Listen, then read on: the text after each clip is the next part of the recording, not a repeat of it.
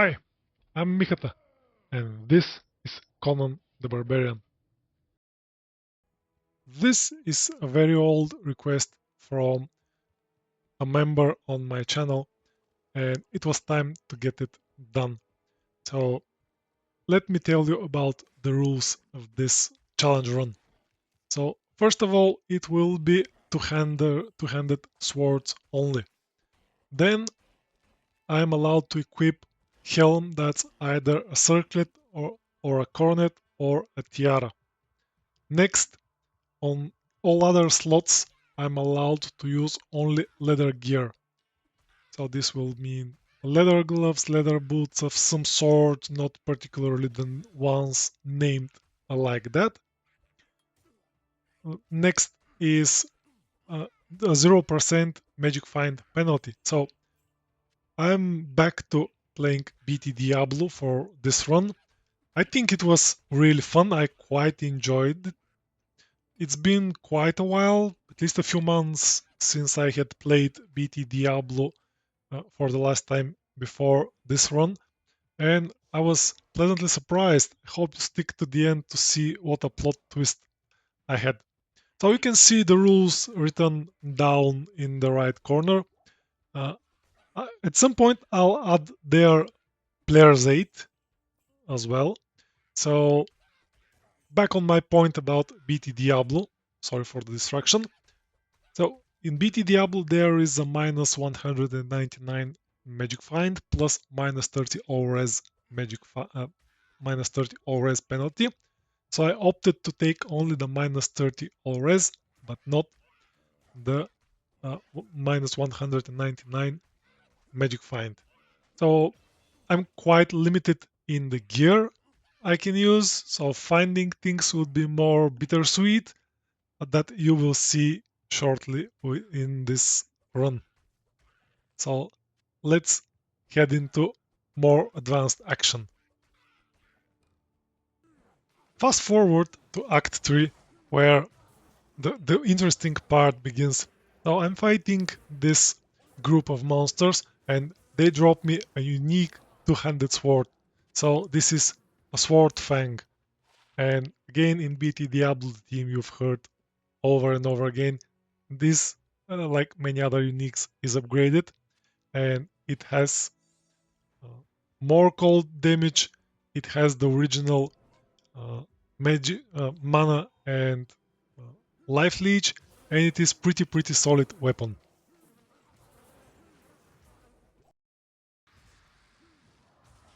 Equipped with the Shadow Fang, I felt way stronger. Even this is player's aid. I melt everything, and I thought that it was unfair. So I felt like I've taken an unfair advantage having the minus penalty or having no magic find penalty. And the reason why I'm showing this clip is that Mephisto drops a unique, a rare sword. Now this is the sword that Mephisto dropped, and it has a bit lower damage. It also has the mana leech, and it has amplified damage on striking. So I opted to swap the two swords, so I'm not that overpowered for the early game in BTDiablo. And with that sword, I headed into Act 4, where I reached level 30, and I was able to put points into Whirlwind, and the whirlwinding began. This is me starting being the real Conan Barbarian who whirlwinds with his two-handed sword.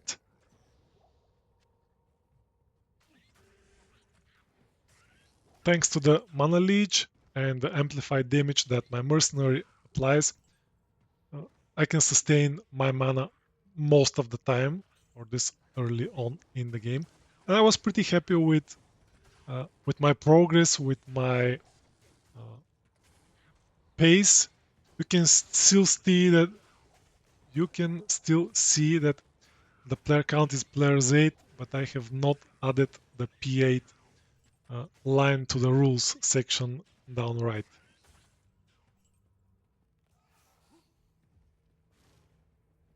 One of the biggest pains in this run was the weapon durability. So running out of durability or breaking my weapon was something pretty normal. And when I forget to repair in town, I had to do jumps like this one. Next stop in Act 5 is the fight with BTDiablo, a new super unique boss which is rather strong. You can see it's multiple shot, it is extra strong, it is I don't know, I don't remember the mods, but on player's aid it was pretty tough fight. Lightning enchanted and extra strong. So I was down to 52 health points a moment ago. And it was a lot of back and forth to be able to fight, to defeat BTDiablo, the super unique. But thanks to the buggy nature of this super unique that freezes like this, I was able to finally defeat the boss and continue forward. I don't remember the loot being something particularly interesting. And at this point in Act 5, I decided that it was it was the time to equip the Shallow Fang and to put the P8 line in the rules for this challenge run. Equipped with Shallow Fang, my damage output increased tremendously. Uh, I felt noticeably stronger, and uh, as I was warming up, this group of hell spawns in a level 2 dropped me the first bittersweet item, so the Hawkmail. At that point, I had no cannot be frozen, and Hawkmail provides that, but as it was metal, I was not able to equip it, and I restrained myself from using it. Nothing too interesting to mention going forward until Nightmare Act 1, where this group of unique monsters with champions with aura and cursed almost got me. So this is one of the scary moments of my run. You can see my life jumping, my mercenary life jumping down, dropping down. That's how BTDiablo rolls, especially on player's 8. The next stop in the bittersweet drops is the Immortal King's helm that drops from this unique group. And I think in BTDiablo, the helm rolls between 1 and 2 war cries. This one rolled 1.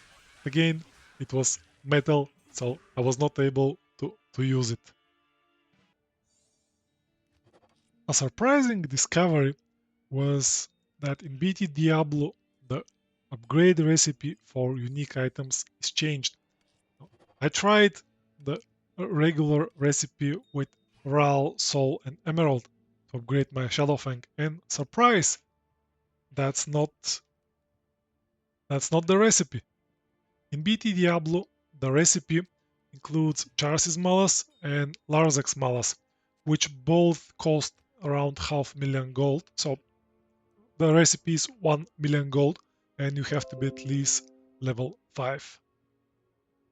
And this is me posting in the Discord server. What's up with this recipe? One of the early good crafts was a Dacian Felix sword, the exceptional claymore version, that I rolled as a hit power weapon because I had sapphires and tier runes, and I didn't know what else to do with those. They're quite expendable. So rolling the sword doubled my uh, damage output. I'll compare it with the Shallow Fang over here. So you can see that the damage output is almost double.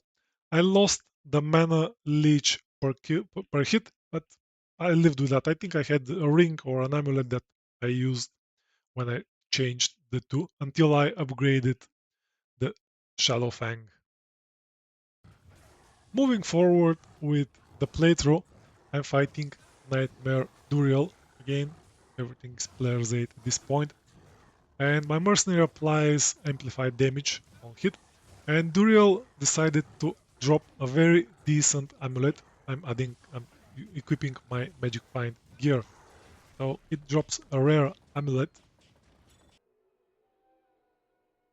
At first I couldn't find it in my inventory because it's in that slot over here.